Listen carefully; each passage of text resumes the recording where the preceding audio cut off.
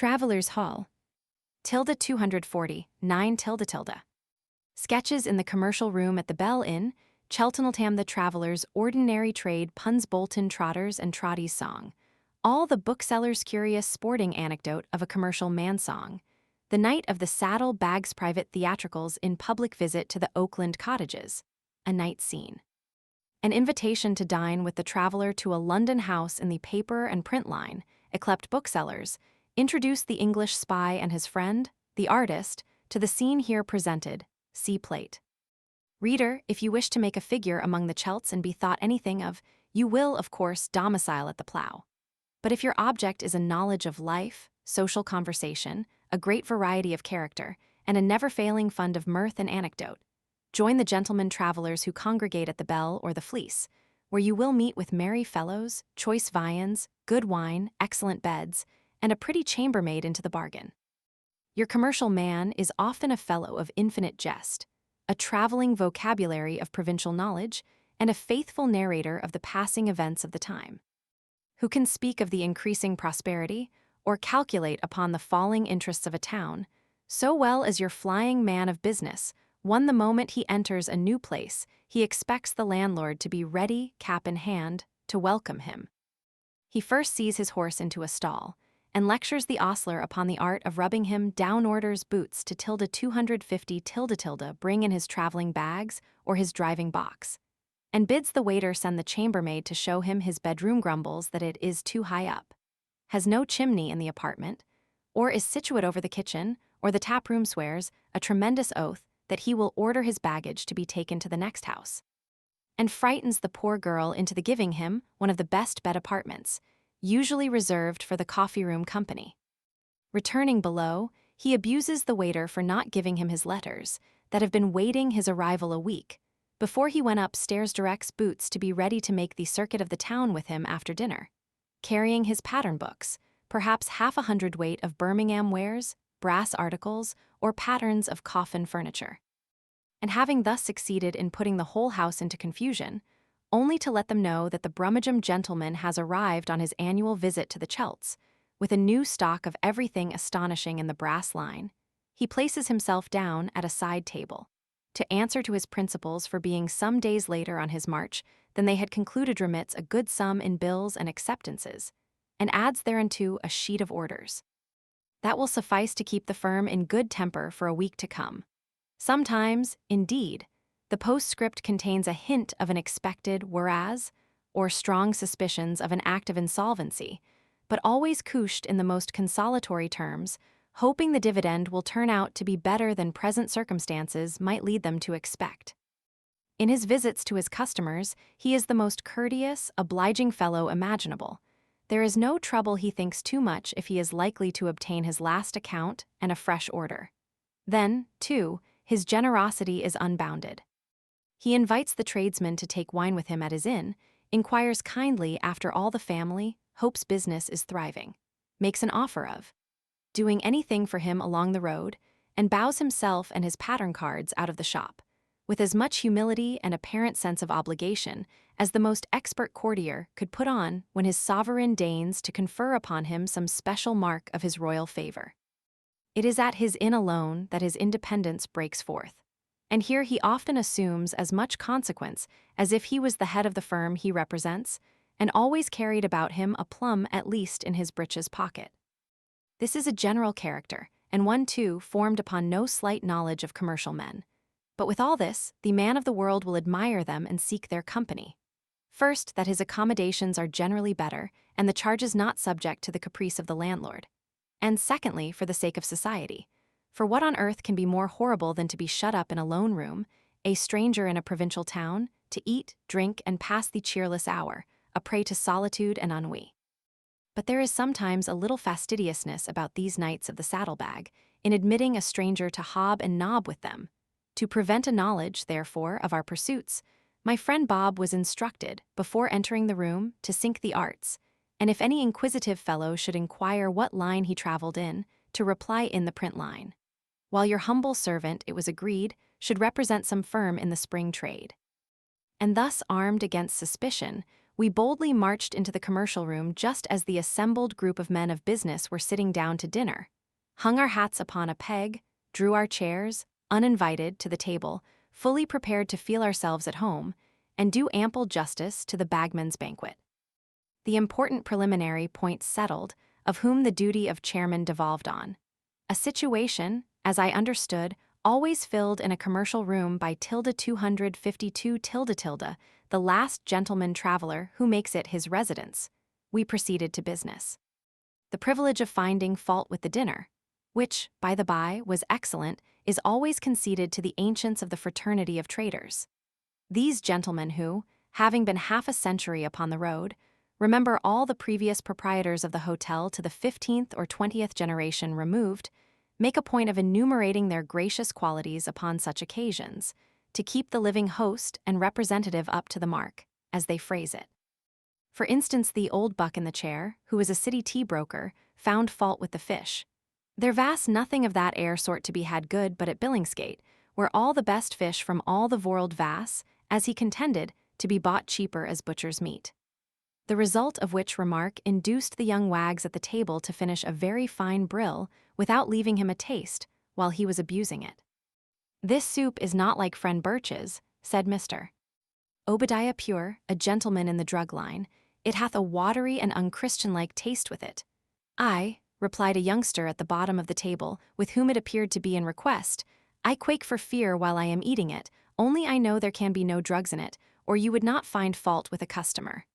"Thou art one of the newly imported, friend," replied Mr. Pure, "and art yet like a young bear, with all thy troubles to come." "True," said the wag, "thou may be right, friend, but I shall not be found a brew-in with thy materials for all that." This sally put down the drug merchant for the rest of the dinner time. "You had better take a little fish or soup before they are cold," said the chairman, to a bluff-looking beefeater at his back, who was arranging his papers and samples.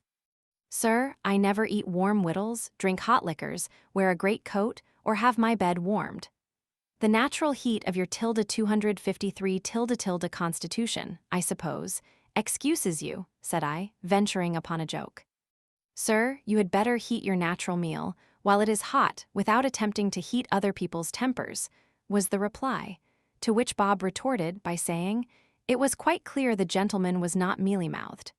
"This beef smells a little of Hounslow Heath," said a jeweler's gentleman on my right. "Why so, sir?" was inquired by one who knew him. "Because it has hung rather too long to be sightly." "You should not have left out the chains in that joke, Sam," said his friend. "They would have linked it well together and sealed the subject." "Who takes port?" inquired the chairman. "I must sherry directly after dinner, gentlemen," said one. "What?" retorted the company, "boxing the wine-bin?" "Committing treason, by making a sovereign go farther than he is required by law." "Fine him, Mr. Chairman. Gentlemen, it is not in my power. He is a bottle conjurer, I assure you, a good man and true.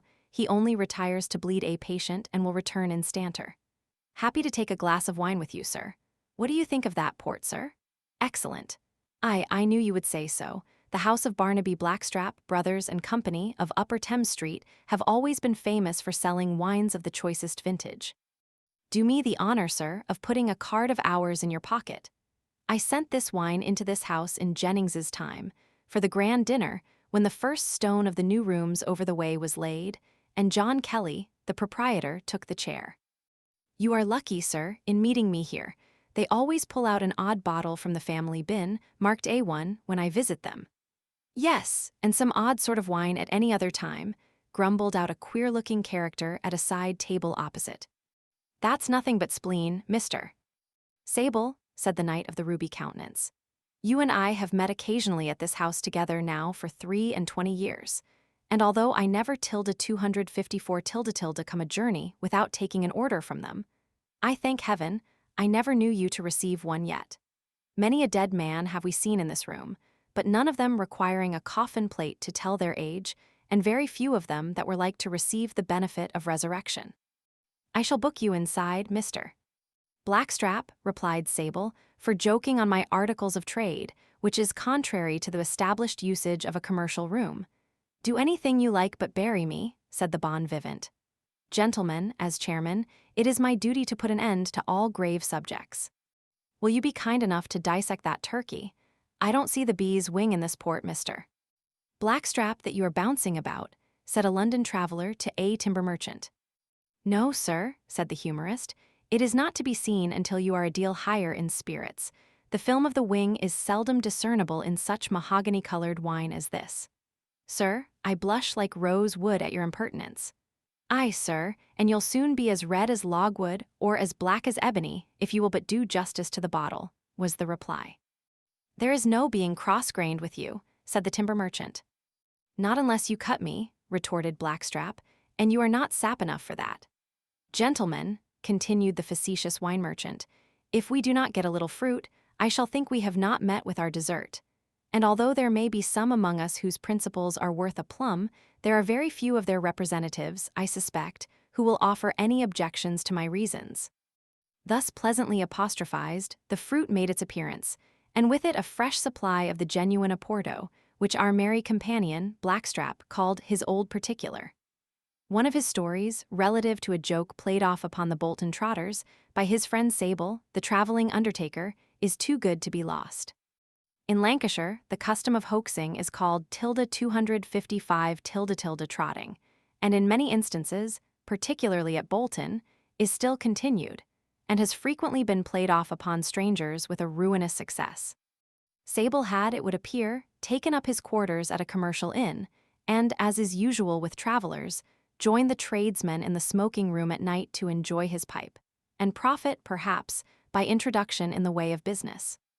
The pursuit of the undertaker and dealer in coffin furniture was no sooner made generally known than it was unanimously agreed to trot him, by giving him various orders for articles in his line, which none of the parties had any serious intention of paying for or receiving.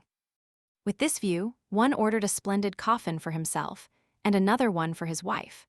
A third gave instructions for an engraved plate and gilt ornaments, and a fourth chose to order an elegant suite of silver ornaments to decorate the last abode of frail mortality. In this way the company were much amused with the apparent unsuspecting manner of Sable, who carefully noted down all their orders, and pledged himself to execute them faithfully. The Bolton people did not fail to circulate this good joke, as they then thought it, among their neighbors, and having given fictitious names, expected to have had additional cause for exultation when the articles arrived. But how great was their surprise and dismay, when in a short time every order came, directed properly to the person who had given it. Coffins and coffin plates, silk shrouds and velvet palls, and all the expensive paraphernalia of the charnel house were to be seen carried about from the wagon office in Bolton, to be delivered at the residences of the principal inhabitants. Many refused to receive these mementos of their terrestrial life, and others denied having ever ordered the same. Sable, however, proved himself too fast a trotter for the Bolton people.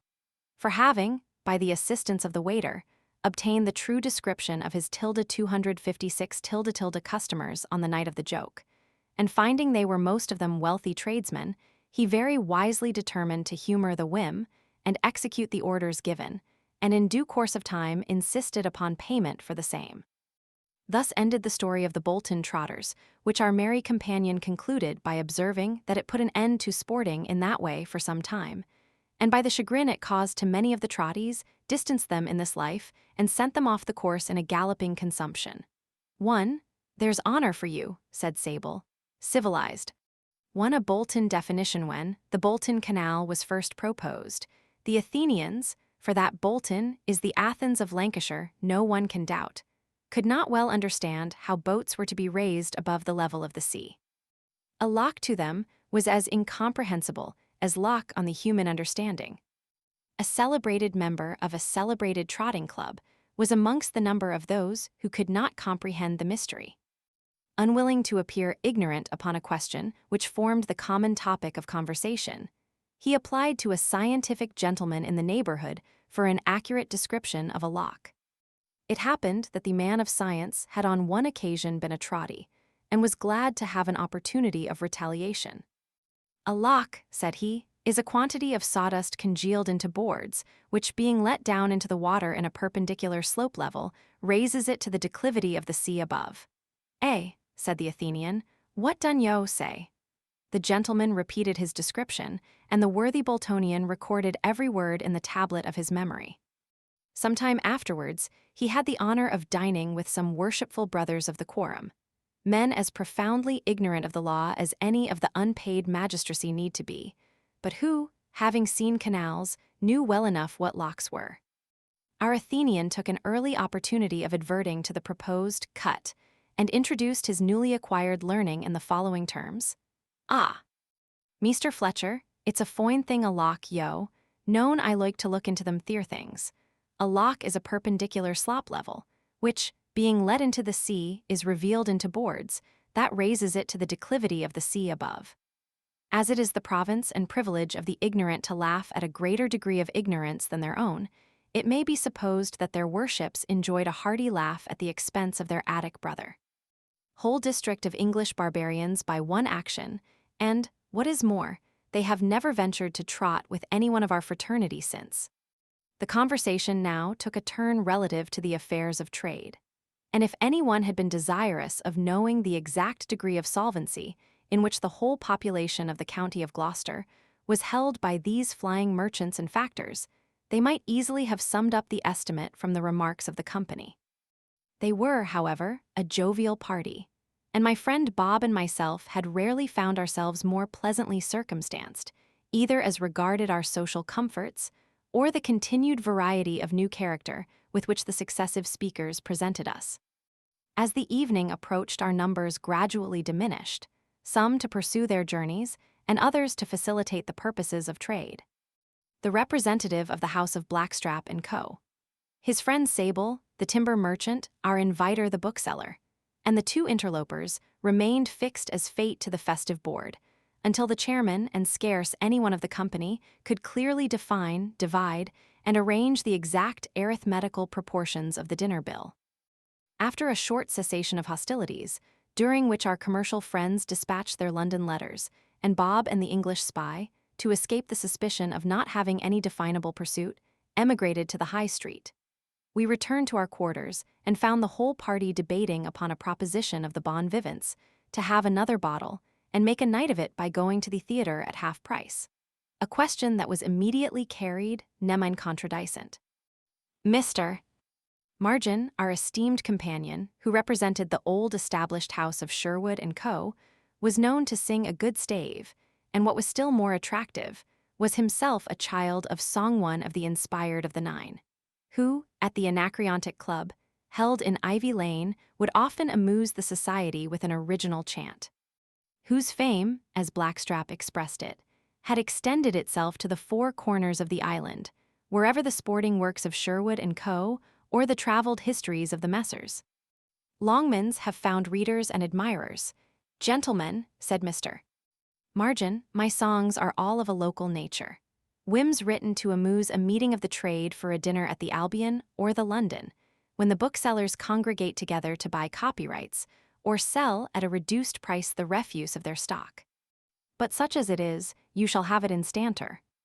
All the booksellers. A new song, be why a London traveller. Tune family pride Irish air. First, Longmans are famous for travels. Will Sherwood for sporting and fun old Ridgway, the science unravels how politic matters are done. The ponderous tomes of deep learning, the heavy, profound, and the flat, by Baldwin and Craddock's discerning, are cheaper by half to come at. Baines deals out to Methodist readers cant, piously strung into rhyme, while Rivington's, gainst the seceders with church and King Hatchard will chime. John Murray's the Lord's own anointed, I mean not indeed to blaspheme, but the peers have him solely appointed to sell what their highnesses scheme. 259, . Colburn defies Day and Martin to beat him with real Japan. If Puffing will sell books, 'tis certain he'll rival the bookselling clan. Catechisms for Miss and for Master, for ladies hooray fond oft, romance, Sheriff Whitaker publishes faster than booksellers' porters can dance. Operatives, mechanics, combiners, Knight and Lacey will publish for you, they'll tickle ye out of your shiners, by teaching the power o' the screw. An architect looks out for Taylor, a General Edgerton seeks, Tommy Tegg at the trade is a railer, but yet for a slice of it sneaks. Richardson furnishes India with all books from Europe she buys, near-sent. Paul's in Old Harris's window, the juveniles look for a prize. Cadle is Scotch Ebony's factor, collecting the news for Blackwood. John Miller's the man for an actor America, done him some good. The Newmans of famed Leadenhall in very old novels abound, while Kelly, respected by all, as Sheriff of London is found. Will Simpkin supplieth the trade from his office in Stationer's Court, and Stockdale too much cash has made by publishing Harriet's report. The English Spy. Antiquarians seek Arch of Cornhill. Joe Butterworth furnishes law, and Major his pockets will fill by giving to Walton Eclat. Where with old Parson Ambrose, the legs once in Gothic Hall pigeons could fleece, there Hurst and Co. now hang on pegs the fine arts of Rome and of Greece. John Ebers with opera dancers is too much engaged for to look how the bookselling business answers, and publishes only Eudes Cook. Hookham and Carpenter both are as cautious as caution can be, while Andrews, nor Chappell, a sloth are in trade, both as liberal as free. Billy Sams is a loyal believer, and publishes prints by the score, but his likeness, I will not deceive her, of Chester is not con amore. If the world you are ganging to see, its manners and customs to note, in the Strand you must call upon Lay, where you'll find a directory wrote. Cincinnatus-like, guiding the plow on Harding each farmer still looks. Clerk Smith is the man for a bow, and his shop is as famous for books. Face ye collectors, give ear, who with Mac letter spirits would deal. If rich and old lore you'd appear, pay a visit to Priestley and Wheel. 261, . There's Ogle and Wesley and Black with Maumon and Kirby and Cole, and Souter and Wilson alack. I cannot distinguish the whole. For Robbins and Hunter and Poole, and Evans and Scoley and Co. would fill out my verse beyond rule, and my Pegasus halts in the bow. The radicals all are done up, sedition is gone to the dogs, and Benbow and Cobbett may sup with their worthy relations the hogs. So here I will wind up my list with Underwood, Callow, and Hiley, who bring to the medicals grist, buy books on diseases wrote dryly. Just one word at parting I crave, if Italian, French, German, or Dutch, to bother your noddle you'd have, send to Berthoud or Trudel and Wirtz. Or Zotti, or Dulau, or Bone, but they're all very good in their way. Bossenge, both, Boussy and Son all expect Monsieur Jean Bull to pay. A right merry conceit it is, said Blackstrap, and an excellent memoranda of the eminent booksellers of the present time. Aye, sir, continued the veteran, all our old ballads had the merit of being useful as well as amusing. There was Chevy Chase, and King John and his barons, and Mary Sherwood, all of them exquisite chants, conveying information to the mind, and relating some grand historical fact, while they charmed the ear. But 262, your modern kickshaws are all about, no, my love, no. Or, sigh no more, lady, or some such silly stuff that nobody cares to learn the words of, or can understand if they did. I remember composing a ballad in this town myself, some few years since, on a very strange adventure that happened to one of our commercial brethren. He had bought an old hunter at Bristol to finish his journey homeward with, on account of his former horse proving lame.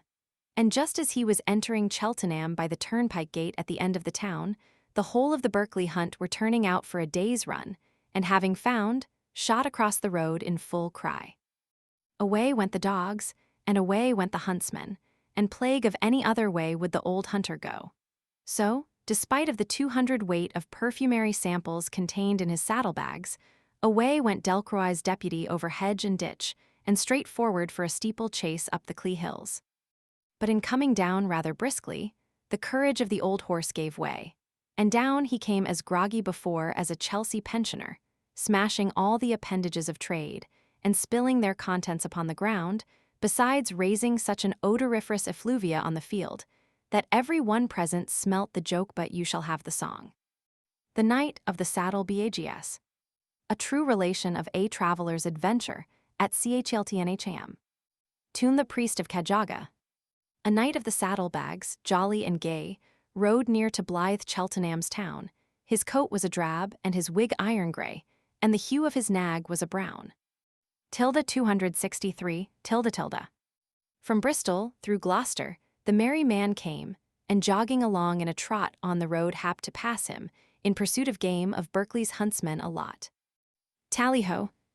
Tally-ho! From each voice did resound, hark forward. Now cheered the loud pack. Sir Knight found his horse spring along like a hound, for the devil could not hold him back. Away went sly Reynard, away went Sir Knight, with the saddle-bags beating the side of his horse as he galloped among them in fright. 'Twas in vain that the hunt did deride.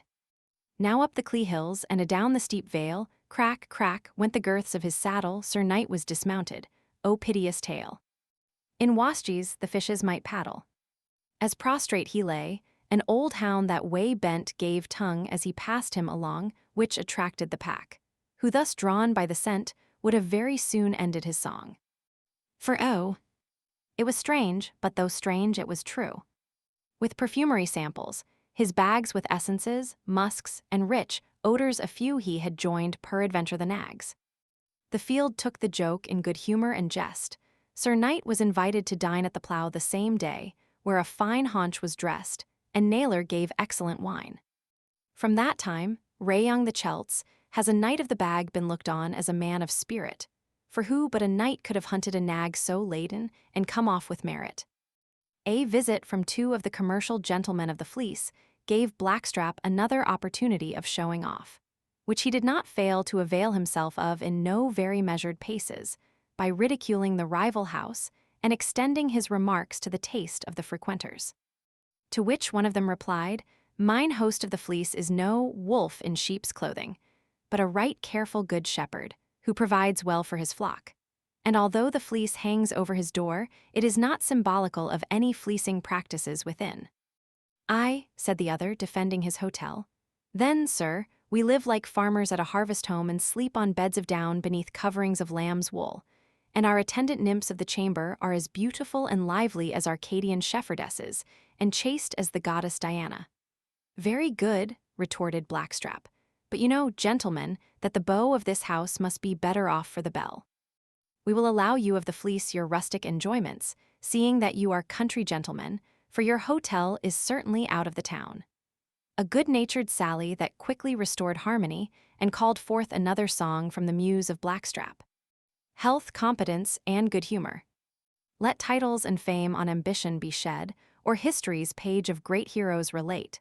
The motto I'd choose to encircle my head is competence, health, and good humor elate.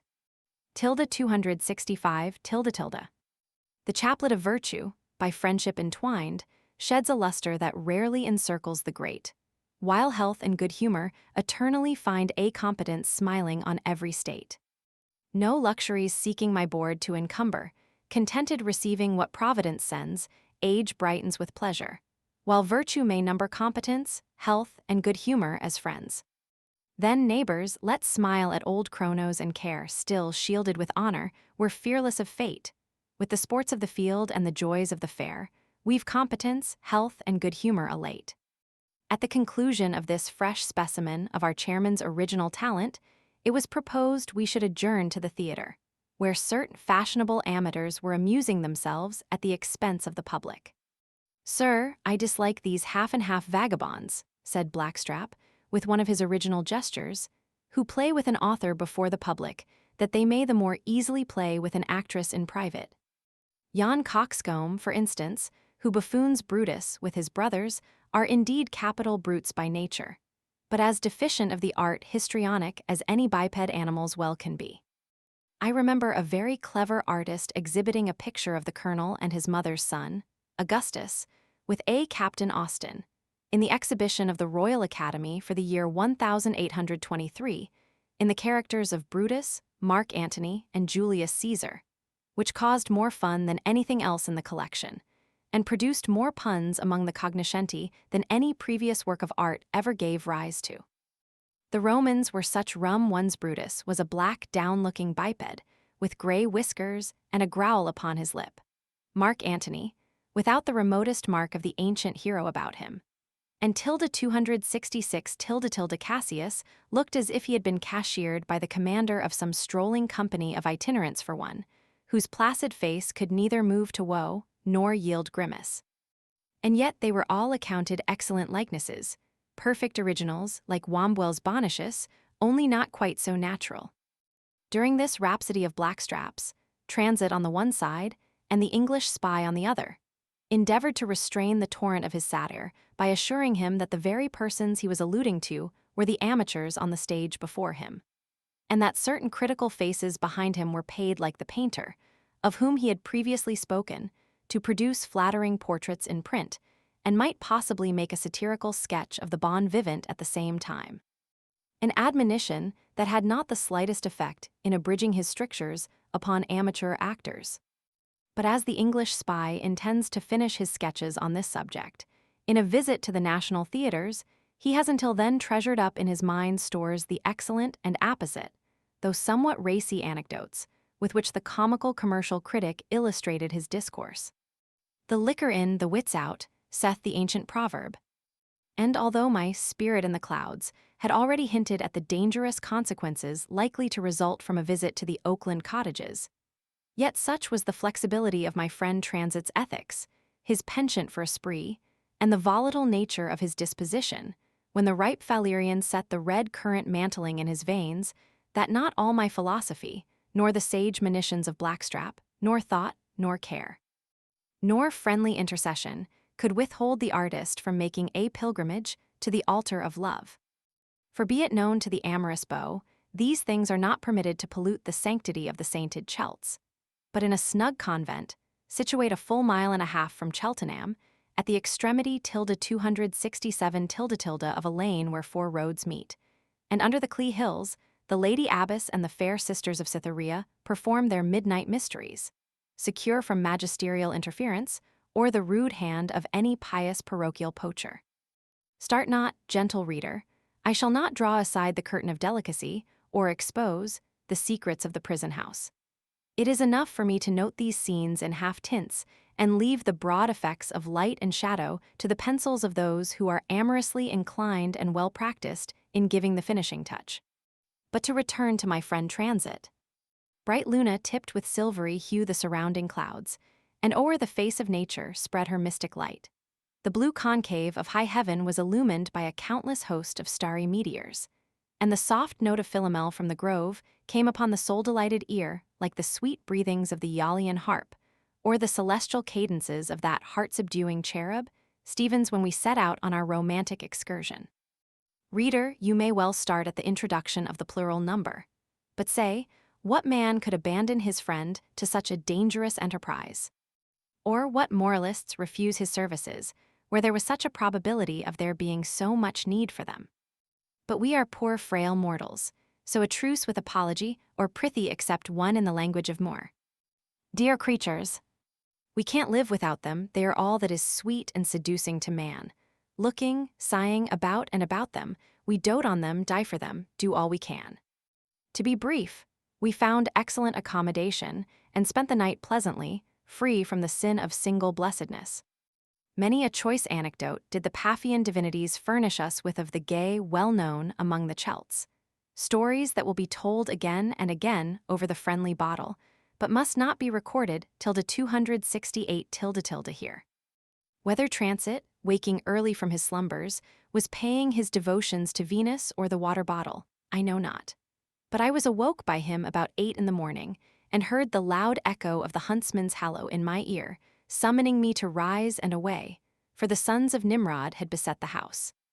Information which I found, upon looking through the window, was alarmingly true, but which did not appear either to surprise or affright the fair occupants of the cottages, who observed, it was only some of the Berkeley hunt going out, sea-plate, who, if they did not find anywhere else, generally came looking after a brush in that neighborhood. Then the best thing we can do, said Transit, is to brush off before they brush upstairs and discover a couple of poachers among their game. This, however, the ladies would by no means admit, and the huntsmen quickly riding away, we took our chocolate with the Lady Abbess and her nuns, made all matters perfectly pleasant, saluted the fair at parting, and bade adieu to the Oakland cottages. Upon our return to our inn, we received a good-humored lecture from Blackstrap, who was just, as he phrased it, on the wing for Bristol and Bath, where, said he, if you will meet me at old Matthew Temple's, The Castle Inn, I will engage to give you a hearty welcome and another bottle of the old particular. A proposition that was immediately agreed to as the route we had previously determined upon. One circumstance had, during our sojourn in the West, much annoyed my friend Transit and myself. We had intended to have been present at the Doncaster race meeting for 1825, and have booked both the betting men and their betters. Certainly, a better bit of sport could never have been anticipated, but we were neither of us endowed with ubiquity, and were therefore compelled to cry content in the West when our hearts and inclinations were in the 269 north.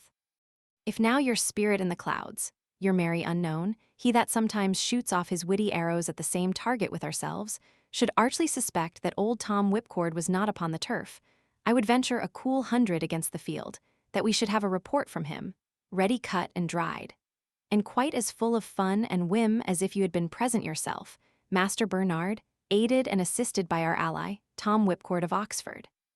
Heaven forgive you, Blackmantle, for the sins you have laid upon that old man's back.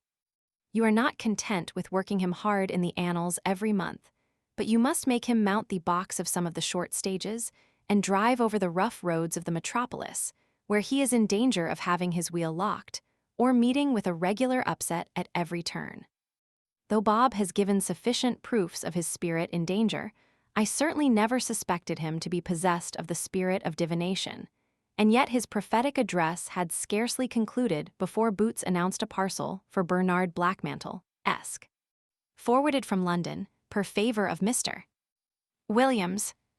And heaven preserve me from the charge of imposing upon my reader's credulity. But as I live, it was his very hand another sketch by my attendant sprite, the spirit in the clouds, and to the very tune of Transit's anticipations and my wishes.